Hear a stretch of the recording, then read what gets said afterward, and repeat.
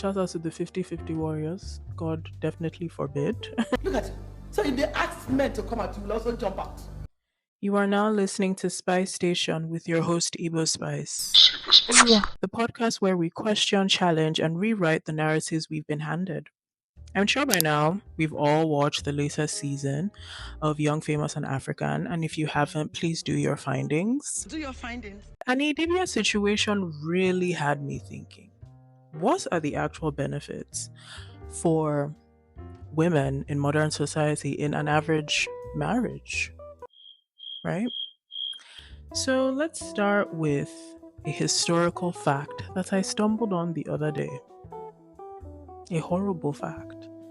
Marital rape wasn't fully criminalized in the United States until 1993. Yes, you heard that right, 1993. And I know that the US isn't the whole world, but considering the role that they have to play globally, they are.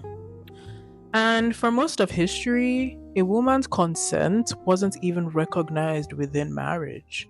Her body was considered her husband's property. No questions asked.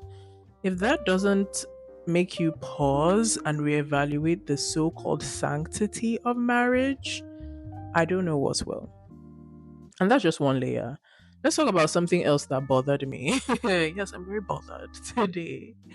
The tradition of women taking their husband's last name. I mean, think about it. It's a practice with roots in slavery and ownership. It's eerily reminiscent of slaves taking on their owners' last names. And it's interesting that something as romantic as a marriage between two people in love has anything in common with the slavery practices of ownership and erasure of self identity. And let's talk numbers. Yeah. Studies show that marriage can have benefits, but there is a stark gender gap in who's reaping them. Okay. So, married men live longer, they have better health outcomes, and they enjoy emotional stability. But married women, the data is just more mixed. Yes, some women report financial stability and companionship, but just as many, if not more, carry the brunt of emotional labor, household responsibilities, and childcare, even if they're working full time jobs. Shout out to the 50-50 warriors. God definitely forbid. Look at it. So if they ask men to come out, you will also jump out. And let me tell you, if you're literally extending your partner's lifespan, then at least you better be getting everything you want from that relationship. In fact, studies have shown that single, child free women tend to be the happiest and healthiest demographic. They're also most likely to invest in their own well being and personal growth, which is the opposite of what we've been taught in society, especially if you're Nigerian. So, if marriage isn't a guaranteed path to happiness for women, why is it still marketed as the ultimate goal? And I do mean ultimate. Now, I'm not saying that marriage is inherently bad. For some women, like me, when the time comes, and if it's not like that, then it better not come. It's a beautiful union of love, support, and shared goals. But we have to ask ourselves, like, is this modern version of marriage truly benefiting women? Or is it a relic of a system that was never designed with us in mind in the first place? And let's consider what marriage asks women to sacrifice. Like, a woman is often expected to uproot her life, change her name, bear children, oh my god, and prioritize her husband's career or dreams.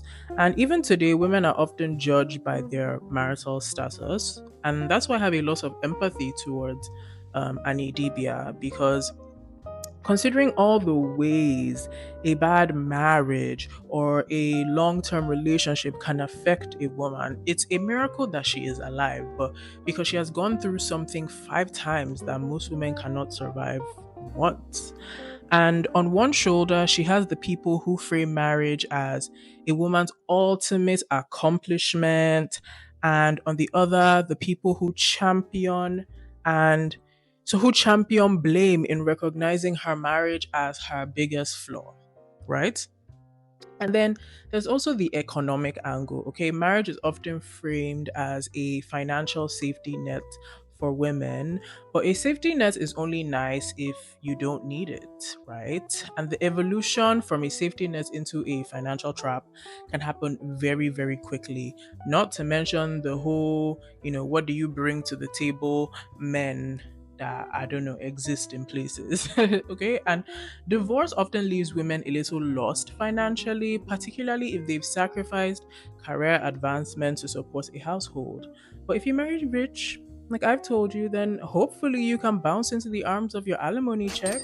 But like seriously though, I feel like one of the reasons Annie is finding it difficult to make the decision is because whether we like it or not, Two Face is like in a better financial situation than a lot of other men.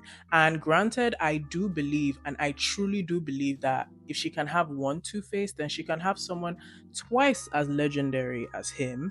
But I understand why, with time, the ability to envision this future without him has been eroded, especially since they've been together since she was 15.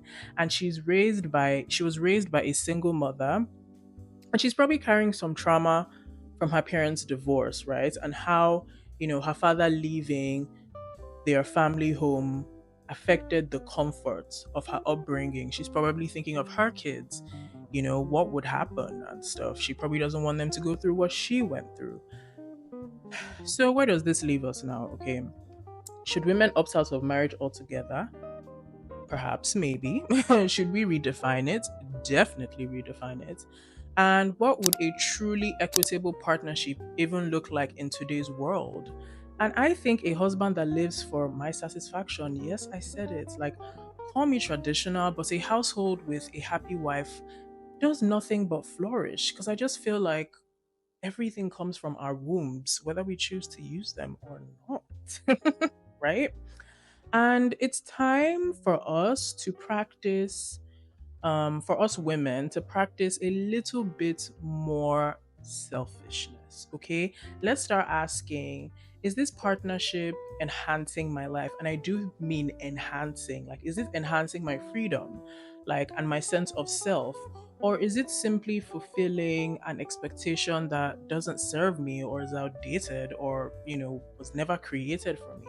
And as women, we owe it to ourselves to reimagine the institution of marriage, to reclaim it, to redefine it, or even reject it if it doesn't align with, who we are. And Annie is just a result of the dream for the Nigerian woman. Like, she's sticking with her man through thick and thin, the way, some of our ancestors have misled us. And many women. So we need to really have some empathy for her. Like, we're taught that there is honor in being the victim, which is why Annie is where she is. And then the same society will turn on you when the man who vowed to pour life into you is draining you to dust. Okay. And if you guys are really bothered, then do so much better when your time comes, because the time will come when you're faced to choose between your soul and societal acceptance. And that's why I'm team Zari all day, because if it takes embracing the villain to thrive, she's going to do it. And it's clear that Annie is enduring significant emotional distress. And the show producers are exploiting her situation. And what did her protector and her provider do? He decided that now would be the best time to announce a separation and a divorce. Like, to quote the iconic Kanye in Bow, Men will men will leave leave you you in the in the desert desert without with no water. water. Yeah. And I know that the only thing standing in the way of Annie rising like the phoenix that I know she is the inevitable, demise of either the relationship or the man, child. But yeah, that's all I have to say on this topic. Thank you for tuning into Spice Station.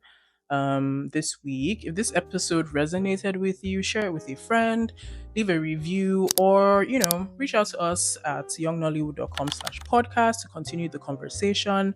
Let's keep questioning, let's keep challenging, and most importantly, keep spicing things up. And until next time, take care of yourself and remember, be reckless about your self preservation. Love you guys. Bye.